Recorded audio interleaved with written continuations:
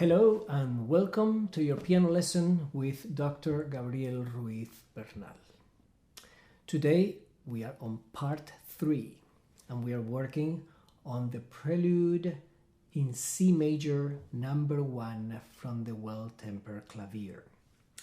So part 1 and part 2 we worked on the harmonic aspects of it, chord analysis, chord progressions, and how those affect the way that the piece evolves in time, how the tensions are created, how the resolutions are created.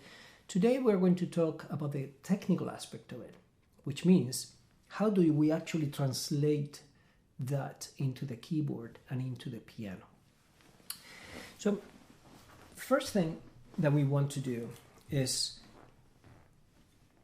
properly place the hands on the keyboard and think how we're going to be transmitting the sound through this tool that we have here.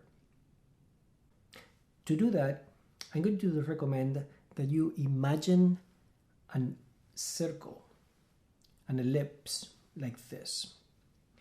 And the motion of your hand is going to be according to a natural flow of this ellipse. So it would be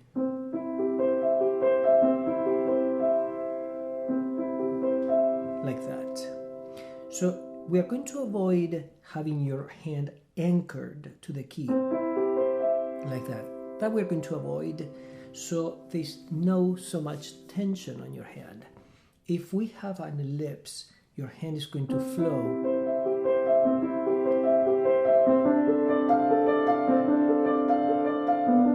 much more comfortable. You also want to have a flexible wrist, so as your hand is traveling, you're bringing the center of gravity of your hand to the finger that is doing the job, that's doing the work. So then your hand will constantly be doing this motion. So everything is going to be very much flowing. To do that, I would like you to imagine plants that live underwater, how they move, the way that they move when they are moved by water. They don't have abrupt motions. A plant doesn't do that, but it does this. So then that is the motion that we're going to translate here. It's going to be more.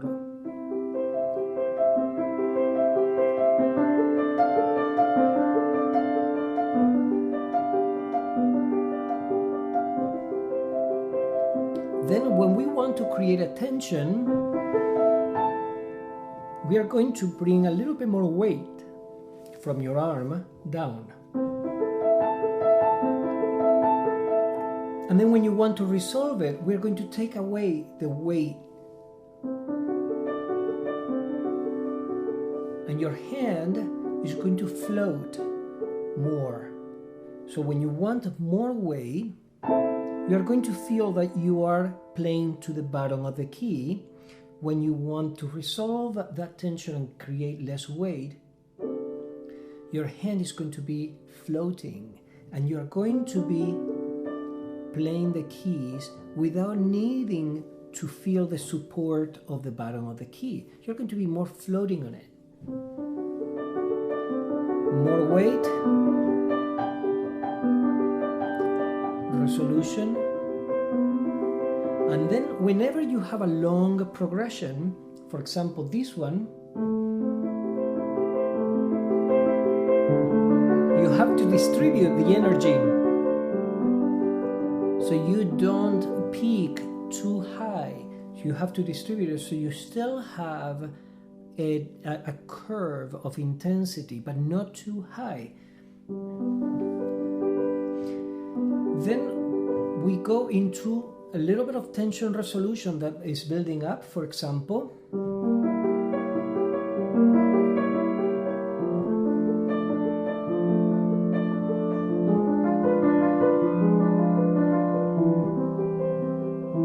So there we have two tension resolutions, and also we have some voice leading. When you have this chord,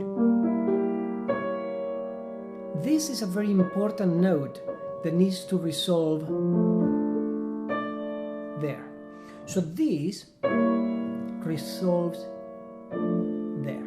Notice how I play this one, bringing weight down and this one taking the weight away, almost like bringing the sound out to me. So this, more weight, less. More weight, less weight. Okay? So now let's talk about the next section. In this section, we have also a chord progression. So we have to treat it as a traveling section with a purpose and with a direction, and it's going somewhere. We have to think, where is that somewhere, so then we economically distribute the energy between the end and the beginning. Otherwise, you might peak too soon, or you might not have enough energy when you arrive to the destination. Also, you want to know, where is the curve? Is the curve at the end? So is the last chord the climax, or is the curve at the preparation of the climax of that section? In this case, we have a 4-2-5-1 chord progression. The 1 is going to be a resolution, it's going to be relaxed. So you want to put the energy on the 5. That's where you want to increase. So is this.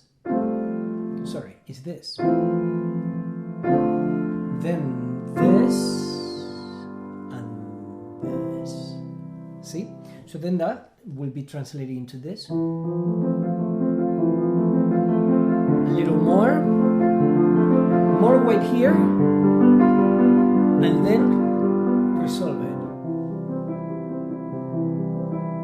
See? So then we go to the next chord progression. Here we have a little bit of tension, but it's not a very uncomfortable tension. It's not a diminished chord. It's just a dominant 7 that resolves, but not totally, because it has a major 7. It's traveling, so we can't get a resolution that is too final. So here we go. So we are still traveling. Diminished chord coming up. Another one. So you're building up, and then surprise.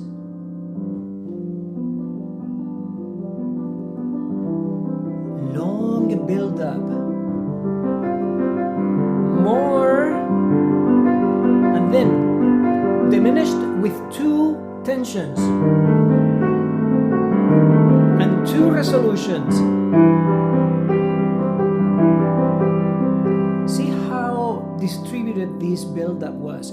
So this increasing had to be very calculated, so you don't arrive to the peak too soon, or you don't arrive to this diminished chord without energy. You have to arrive there with a lot of weight and a lot of accumulated energy, a lot of accumulated sound. So when you are there, you are carrying already so much baggage that then all you have to do with that baggage is let it rest, and then arrives there.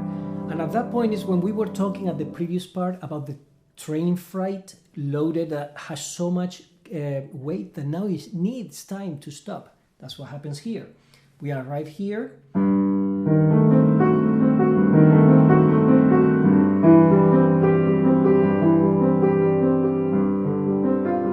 Gradually,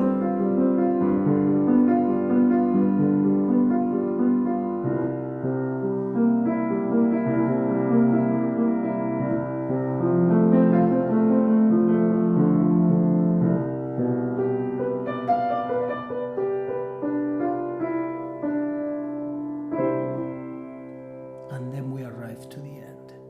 So do you see how beneficial it is to know what you're playing, to know the chords, to know the progressions, to know where your tensions are, where your resolutions are, how you distribute the time to get from point A to point B. So all those calculations that you do beforehand as you're learning the notes are going to benefit you when you're playing the piece. Everything that we are doing here, the listener detects it.